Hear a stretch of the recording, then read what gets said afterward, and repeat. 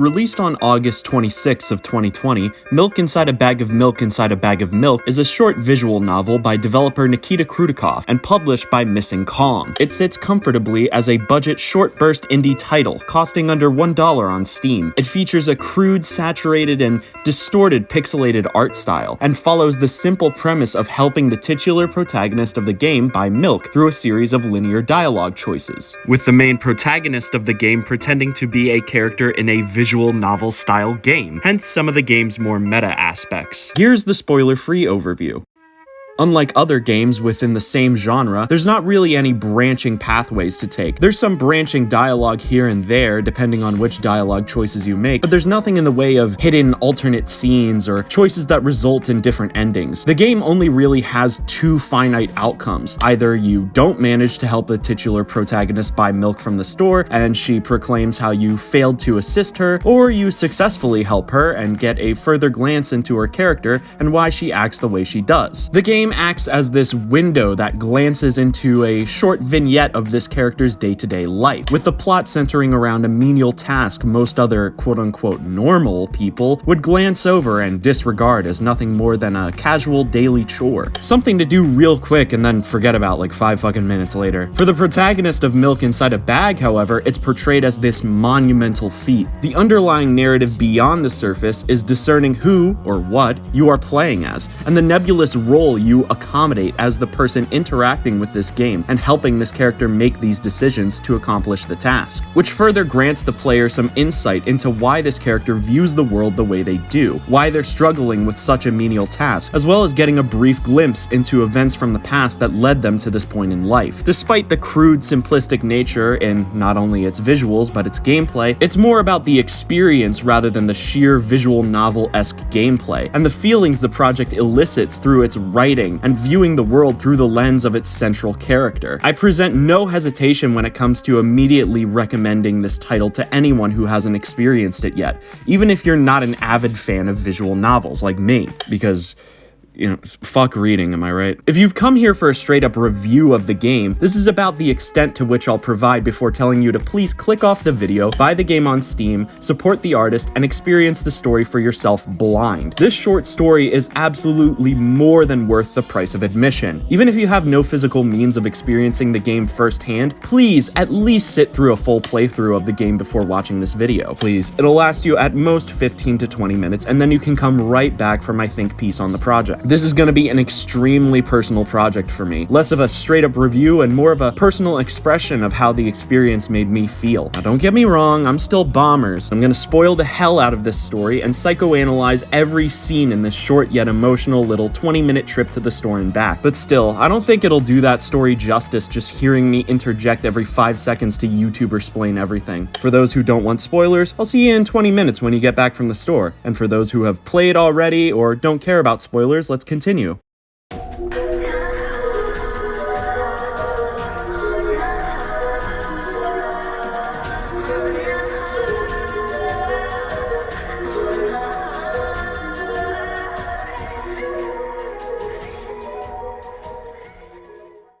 Hey, if you've just come back from watching a playthrough or playing the game for yourself, then welcome back. It's great to have you back here. I hope you're doing okay. Well, let's talk about it. The opening backyard scene was such a genius introduction to the character and the world she inhabits. The sound design in the soundtrack and visual design choices are immediately apparent here and deserve adequate praise. The droning, offbeat background tracks that don't follow any form of predictive melody or pattern, paired with the harsh, deep red, black, and magenta color palette, immediately establish an uncomfortable atmosphere without needing to speak a single word of dialogue. Something subtle you might have not even noticed is the clear distinction in the sound design of when the main character is talking out loud or thinking something in their head. This chirpy effect plays whenever they're expressing something out loud and doesn't when they aren't. I know this sounds like elementary shit, like LOL, talking sound plays when character talk and doesn't play when character thinks something. But it's an important little element that really enhances your understanding of the story without you even physically acknowledging it. It's especially important considering this visual novel in particular doesn't possess any traditional stills for its main character. We'll see other characters from her point of view as the story continues onwards, and we do get a glimpse of her in the final scene of the game, as well as if you manage to get a game over, but for the most part, all of these scenes are committed to showing this endeavor purely through the focal point of inside the main character's head. This really enhances the atmosphere as opposed to just having talking character sprites and animations. You know, that paints the character in an external third-person point of view. It immediately allows you to connect with the struggles of this main character more. And that chirpy sound effect that plays whenever she talks just immediately conveys this kind of tepid, anxious personality. To quote Steak Bentley, "You might not have noticed it, but your brain did." It's such a strange sound when you think about it, but it's immediately synonymous with her. The writing here is genius too. Everything is very brief. It really doesn't waste your time with needless extra information or bullshit unless that's the given point of a particular line of dialogue. It does a great job of letting you empathize with the main character as well, immediately putting them in this sort of underdog position. She reflects on how this is her 19th attempt rehearsing what she's She reflects on how this is her 19th attempt rehearsing what she's gonna even say when She reflects on how this is her 19th attempt rehearsing what she's even gonna say when she gets to the store itself.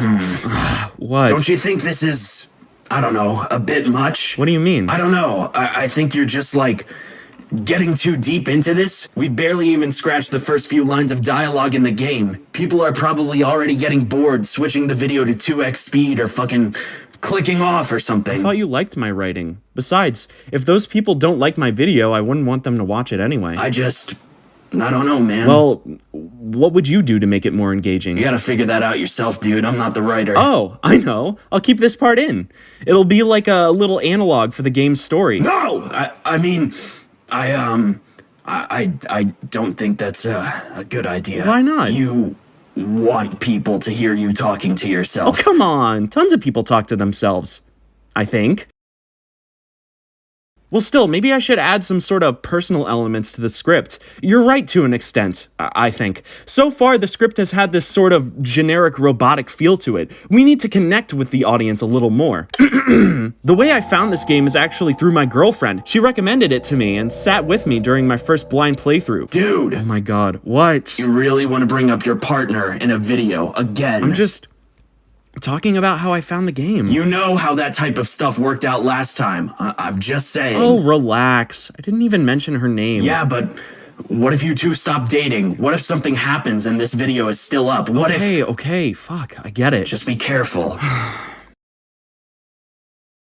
This first scene just immediately helped me connect with the character and the unique way it handles its dialogue system. The first dialogue choice you make as the player is either berating the main character for talking out loud or pointing it out plainly and inadvertently making them feel self-conscious about it. This is a general trend that persists throughout the entire game. There's no clear good or bad dialogue choices. It's always more like rude or less rude but still blunt and intrusive choices. Hell, sometimes you don't even get that option. Sometimes an intrusive negative thought will just show up in the middle of dialogue and you'll be forced to interact with it and click on it to progress despite the lack of player autonomy. Like that part where you have to acknowledge the main character's odd walking patterns, walking halfway on the pavement and halfway on the grass, which spirals into this compulsive episode where she needs to undo her previous step. And this hits so close to home. Attempting to mask in public can be so taxing sometimes, and people can be so indiscriminately critical over the smallest things. So you obsessively observe even the smallest things you do that could be seen as abnormal, like walking on the sidewalk a certain way, or blurting something out loud by accident, or fucking coughing a certain way. Masking from what? You know, from whatever we have. We're not even diagnosed with anything. Yeah, but I know I have something. Yeah? What makes you figure that? Well, I need you here for help, don't I? Yeah. Speaking of which, you need to call that office today and ask about a new counselor. Shit. That was today? I'll get to it after I'm done recording this. Get your notebook. I'll write it down for you. No, I got it. Let me handle it this time. Here, I'll write it in the script we're recording right now. When I read it later, I'll remember, and then we'll call them. Come on, trust me on this one. Okay. Sorry about that. Anyways, the scene preceding this one is super important, as it details one of the few instances between the main character and another entity that doesn't solely exist within her own head. This only happens 3 times throughout the entirety of the game, and they're all incredibly tense ordeals. In fact, I wouldn't hesitate to call them pseudo-boss battles of sorts. You get to see how the girl perceives other people in the world around her. They're these weird, misshapen, alien-looking things. Just looking at them presents such a threatening, judgmental atmosphere, which was surely the intention. In this first encounter, the person talking to the girl keeps repeating the same letter of dialogue over and over again. She envisions the phrase he's saying as the letter O, a letter that apparently triggers some sort of phobia or unpleasant feeling within the main character. So the girl frantically tries to dissuade him by pretending as if she can't hear him, repeatedly saying, "Excuse me, what?" despite his persistence. It's one of the funnier scenes of the game. Oh. Excuse me, what? Oh. The way we get past this is by appealing to her sensibilities as a protagonist in a visual novel-style narrative, describing her behavior as the act of repeating a recursive loop in a visual novel. You know, like when you have 2 answers to a question in a video game, but one of them just loops the same dialogue. Like when you accidentally say no to that annoying-ass owl in Ocarina of Time after he's done lecturing you for a half hour about how to tie your shoes properly and how to take the bus to 40th Street and suck dick for crack to sell in case your lunch money isn't enough. Anyways, exiting Kokiri Forest, this is our first real taste of the world outside of our childhood village. You get to really see how vast Hyrule Field is. I know it might not look like much nowadays, just some polygonal grassy hills with this muddy texture, but hey, it's pretty impressive for the time, especially on Nintendo 64. It just sucks that the first time you traverse this landscape, you don't have a horse. I know it's to accentuate the joy of riding Epona later in the game though. Plus, if you're a real expert gamer, you can completely circumvent the slow walking speed by side hopping. Wait a minute. What? What's up? I thought you were talking about the milk game. You just completely derailed yourself. Oh, damn. You're right. I was trying to improvise a joke, and then I just got so lost in my own thoughts about another game. I'm sorry. I probably confused the people watching this. It's okay. Just try to get yourself back on track, I guess. How do you figure I do that? Just go back to what the script says. Right. Man, what would I do without you? Yeah, don't mention it. Anyways, I'll just let you get back to this. All right. Where were we? The girl then proceeds to call the best behavioral health counseling office. Oh, what the hell? This doesn't happen in the game. That must be a typo. Let me fix that real quick.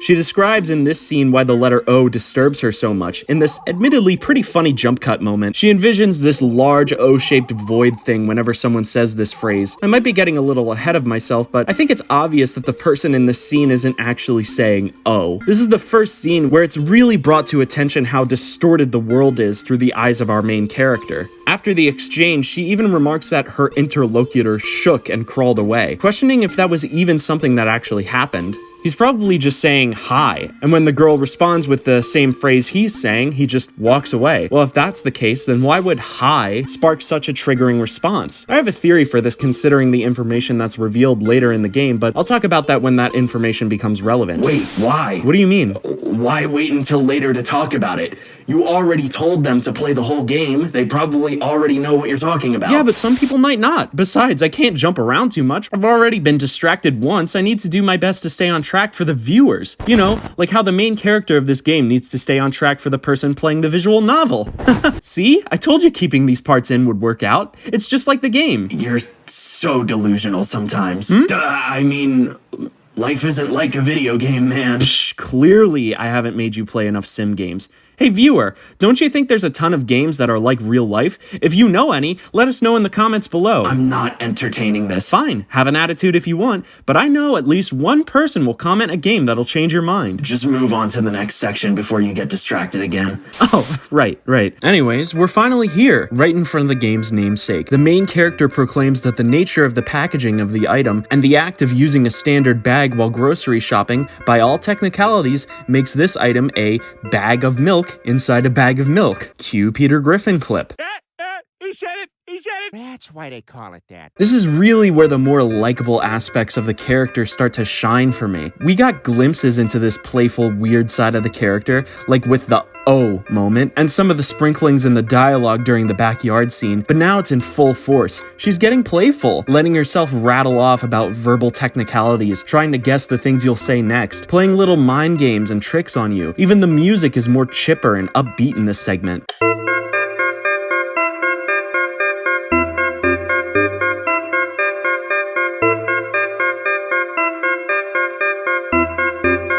You really get the sense that you're slowly being let past this person's wall. You're gaining her trust through helping her. It's really cute and endearing, but also a little annoying. Like, goddamn, I get it, just grab the milk. But also, I can't be genuinely mad because beneath all the tendencies she has that could make her annoying or make others impatient, she's a good person. A cool one, even.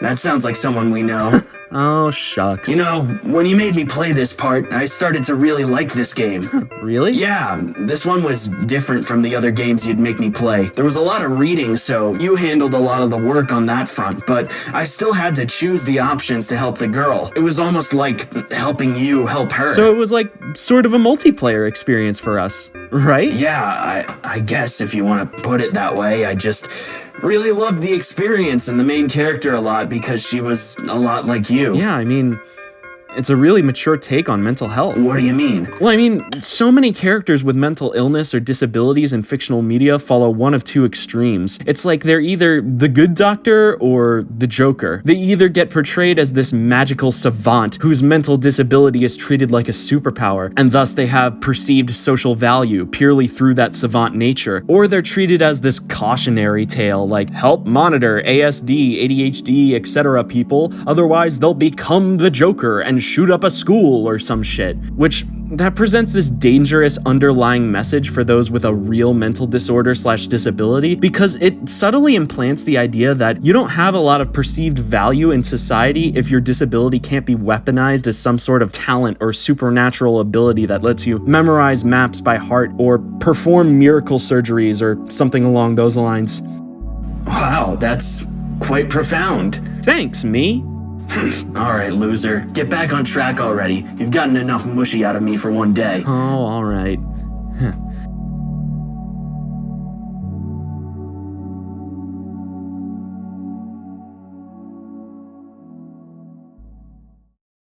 You hurry the girl along to bring the milk up to the front counter, reminding her that the store closes in 15 minutes, which, holy shit, earlier in the game it was said that the store was closing in an hour. This whole ordeal has taken this poor girl a whole 45 minutes already. Anyways, this is the second time where you're tasked with helping the girl navigate an interaction with another person. It's a cashier who's coming off a little blunt and direct, but hey, I can't fault him. Working customer service fucking sucks too. I know from experience. Plus, we are being a little difficult trying to take the milk without even remembering to, pay for it. This sparks up some intrusive thoughts that she's causing problems and making people uncomfortable. Man, just this selection menu. They hate you, you're pathetic, or pay for the milk. She really is me, for real. She also proclaims that her mom will throw her out a window if she doesn't get back home with milk, which... It's okay. Just talk about the game. There's a lot of hints during this grocery store segment that imply a rough home life for the main character. There's the obvious "you're gonna get it at home if you don't bring back milk" that we saw earlier, and if you pick the "they hate you" and "you're pathetic" option when you're at the checkout, you get even more insight into the relationship between the main character and her mom, or at least from the perspective of how she sees the relationship. I'd hazard to guess most players won't choose this option unless they're super curious or working through a separate playthrough, possibly making use of save states, but regardless, these lines present a much more horrific and unsettling aura around the character's struggles at home, especially in conjunction with that already bone-chilling ending. But we're not there quite yet. For now, we got our milk, and the only thing left to do is carry it home. The gas station is one of the most direct scenes of the entire game. You may have deciphered by context clues by now that some of the stuff is only happening within the main character's own head. But this is one of the few scenes where it's directly spelled out that some of the things she's imagining aren't actually happening in the real physical space that she's occupying. During this scene, she describes how a giant bear with red glowing eyes on its back almost lunges at her and attacks her, with you, the player, outright exclaiming her delusion, explaining how it was just a truck and not some giant beast. You have no choice but to bring down the reality of the situation upon her, telling her that she could have died, and your only two options afterwards being to either tell her that the world is a cruel, dangerous place or that she's sick. Either way, you're forced to make that girl confront reality a bit. Her response is so interesting. She simply proclaims that she doesn't live in the world that you're talking about.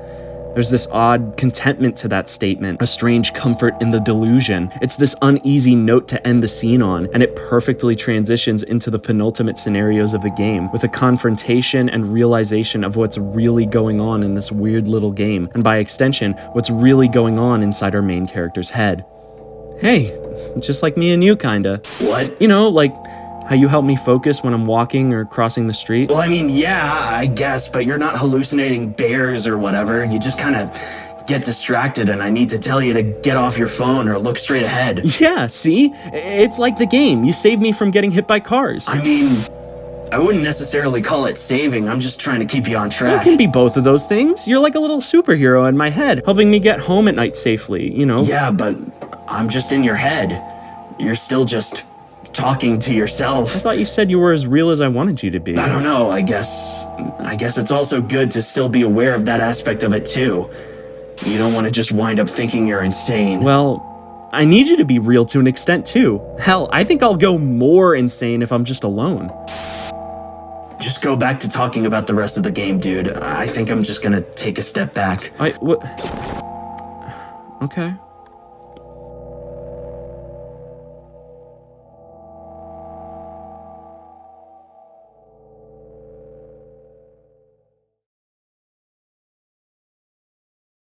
Well, speaking of which, the traffic stop scene. Continuing off the previous scenario, the confrontation of delusion gets even more intense here. The girl describes how the landscape changes to accommodate her in the strangest ways. She claims that whenever she's in a hurry, the traffic lights miraculously change colors, allowing her to pass, or how whenever she gets sad, a cloud appears over her head and pours rain over her to hide her tears. Once again, your only option is to confront her with the reality that some of this might just be in her own head, that she might be deluding herself. And then you get this line if you give further pushback. That's not what the instructions said at all. It looks like these pills don't work for me either. Here comes the biggest revelation of the game. The reveal of the entity you've been playing as, so to speak, this entire time. At least in the sense of how I interpret it. Think about it in a literal sense. What is your goal and objective of the game? What is the description on the Steam page? Help the girl buy milk. Be the first to not disappoint her. What does the main character say when you fail to help her or make too many negative remarks on her character? Looks like insert your name here doesn't help me after all. I guess I'll try something else next time. You are playing as the medication. All of those intrusive thoughts reaffirming how to act normal, how to mitigate behaviors that would cause social disturbance. All the times where you need to confront the girl and her delusions about the events happening around her. All of that is the medication doing its work to make her seem normal and perform the tasks she needs to engage with, as well as mitigating her delusions, assisting her to perceive the world in a way that's more average or comprehensible by neurotypical standards. At this point, you can either persist further, forcing the main character to accept the truth, resulting in a game over, or you can pull back where the most beautiful part of the game unfolds. She proclaims that she wants to speak to whoever is reading this right now. In a meta sense, she wants to speak directly through to you, the player,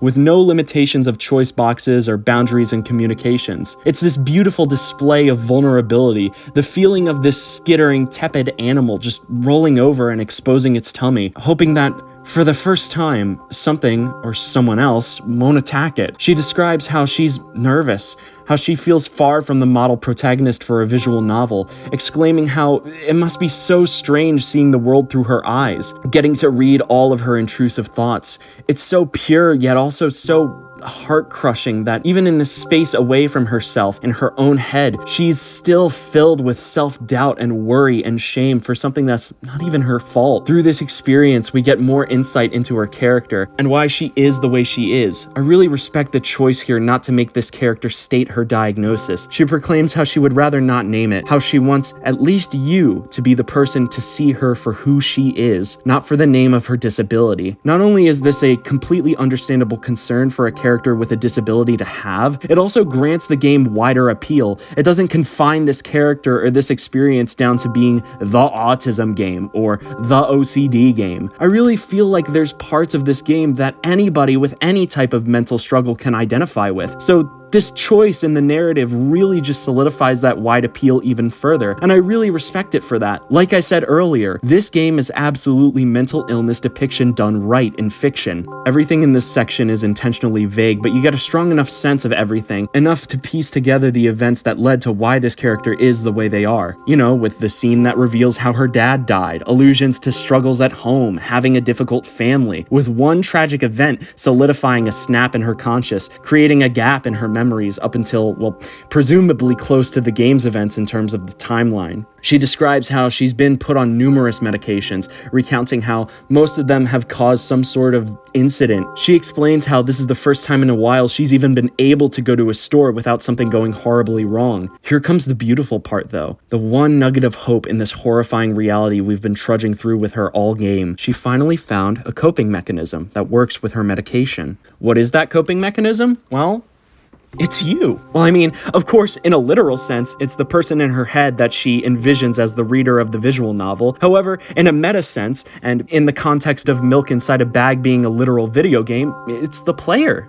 It's you. Which, you know, that is a little disheartening that she doesn't have a literal other person with her to share trust with, but also it's heartwarming because even in a literal sense, it means she's trusting a part of herself. Through all her struggles, she found something that works for her. She found something that'll help her be a little more consistent, something to go along with the pills she's been prescribed with. I remember crying at this part so hard. I resonated so deep with all these words, this one moment of sheer peace and beauty through all the harsh red tones and droning music. It's different this time because she has you. Finally, someone who sees her for who she is, with no boundaries, no fear of judgment, no fear of abandonment, even if we're just a made-up person in her head. You know what? This gives me an idea. I want to try something. Anti hasn't spoken in a while, so I think me and you should have a little time together. Yeah, yes, you, the person watching this right now. God, I know. This might seem super derivative. You know, the classic YouTuber does a skit reminiscent of the narrative of the game that they're reviewing, but whatever. I want to try this because I want to see where it goes, I guess.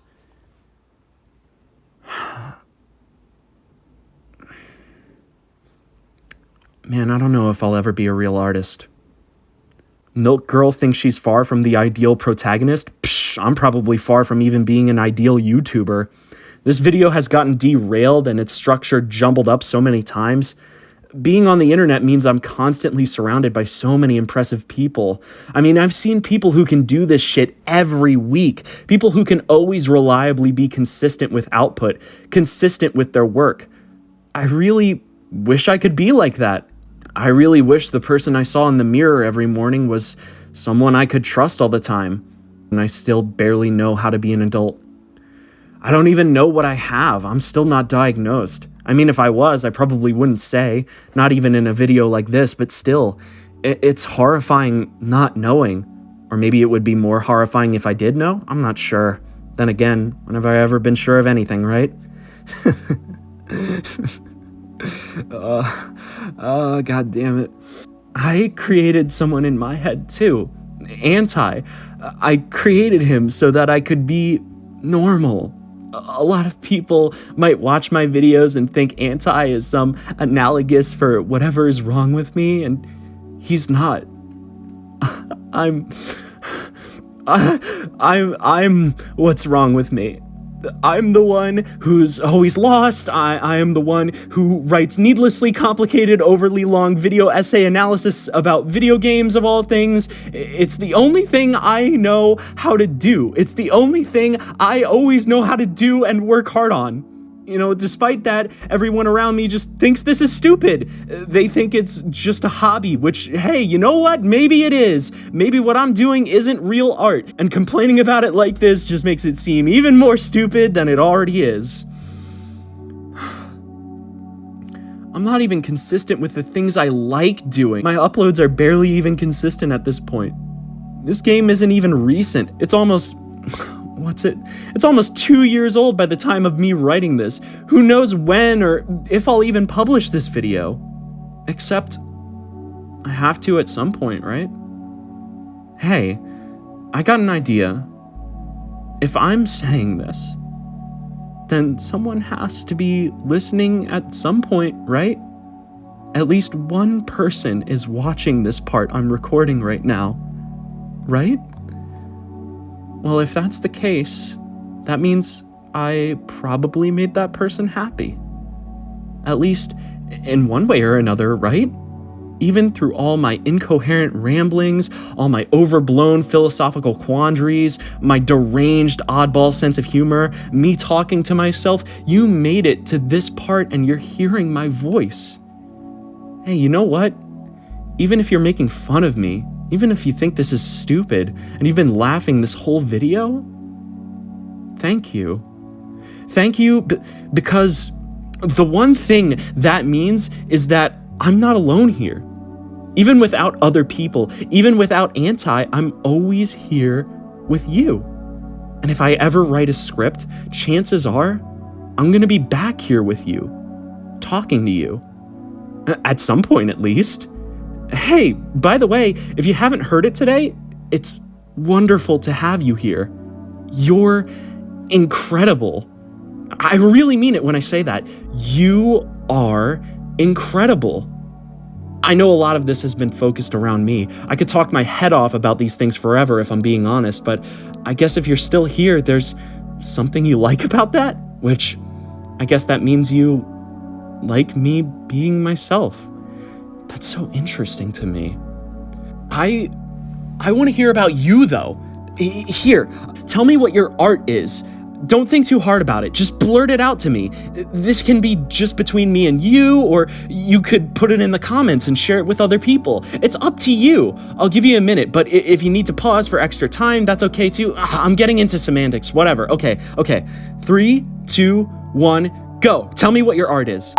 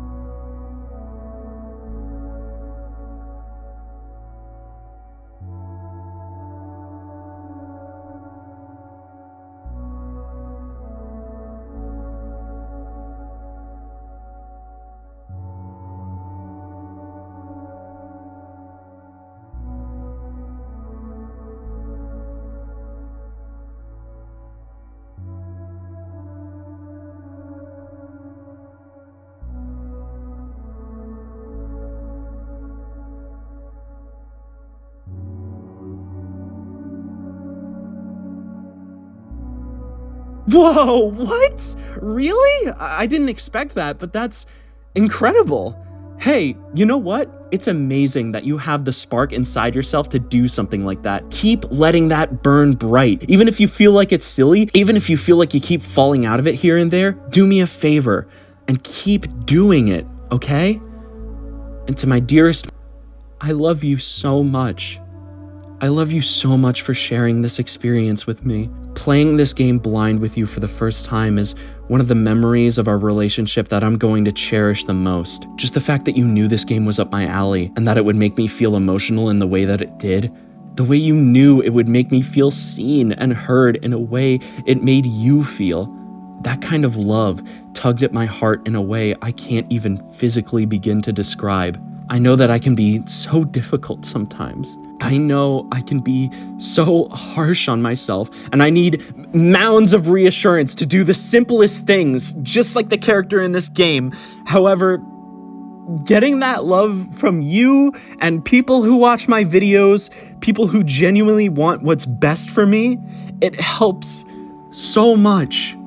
That's because when I get that kind of love, it's like for a brief moment, I get to look at myself and see someone who deserves to give himself more credit than he thinks he's worth, who doesn't deserve to wallow around being ashamed of the things he's done before, but excited about the things he's going to become.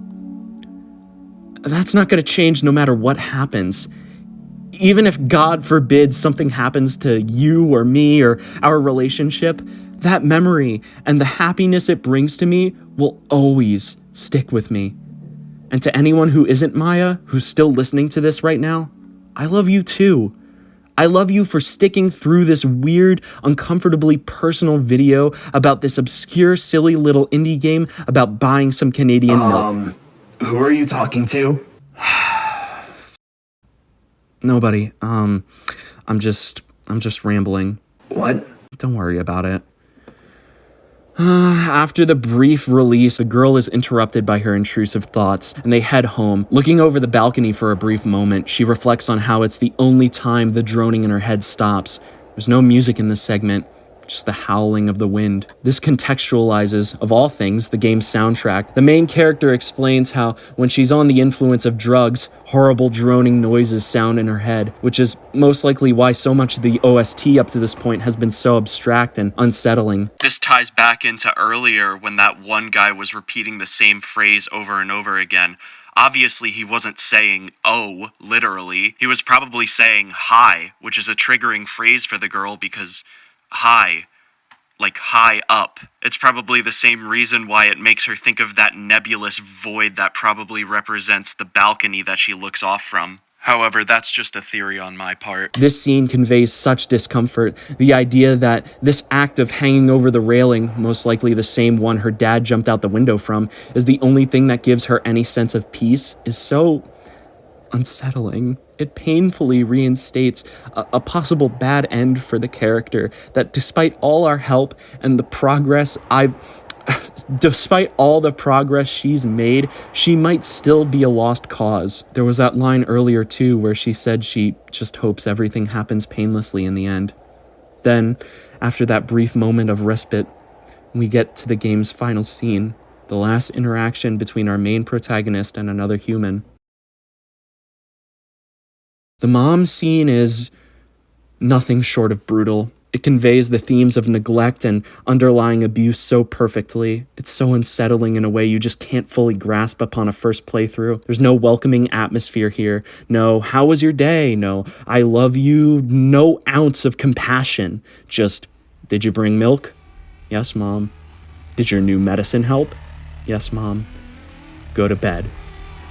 This just makes it clear this isn't a parent who does nearly enough for their child who's suffering from severe mental anguish or trauma. This is someone who just throws pills at their child, hoping in their head that they'll just be fucking normal already, commanding them, ordering them around, making them self-conscious by micromanaging their behavior. It just makes you think, hey, maybe the dad had a reason to jump out that window. Maybe it's the same reason that the main character is thinking about doing the same thing. Yeah, just maybe if this fucking disgusting wench would just raise her goddamn kid properly, if she would just ask them what the fuck is going on in their head and listen to someone other than herself for a fucking second, then maybe... Dude, seriously!